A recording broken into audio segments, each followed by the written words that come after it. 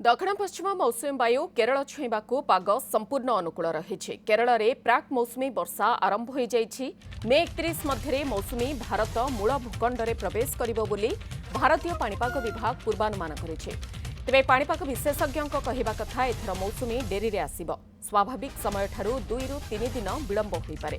ओडिशा को मौसुमी जून 15 पूर्व छुईवा संभावना क्षीण रहुछि। एथर रज पाग ततला रहिबो। चलित मौसुमी ऋतु में सारा देश में स्वाभाविक वर्षा हेबा नहीं आकलन किंतु करा जायछि। तेबे जून ରୁ सेप्टेम्बर मास मध्य उत्तर पूर्व राज्यगुड़िक मौसुमी वर्षा स्वाभाविक ठारू कम रहिबो। अर्थात 94% रु कम वर्षा हेबार संभावना रही। केंद्रीय और दक्षिण भारत में स्वाभाविक ठारू अधिक वर्षा अर्थात 106% रु अधिक वर्षा हेबो। जून मासरे सारा देश में मौसुमी वर्षा स्वाभाविक रहिबो। एबे मौसुमी विलंब जोगु राज्य में ग्रीष्म स्थिति जारी रहिबो। गरम एवं गुळुगुळी अनुभव हेबो।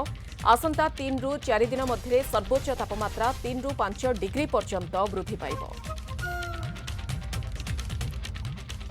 भारत मौसम विज्ञान विभाग तरफ जो पूर्वानुमान जारी करा जायछि मौसुम विषय से अनुसार ओडिशा रे एवर्ष नॉर्मल रु बिलो नॉर्मल रेनफॉल हेबार संभावना रही।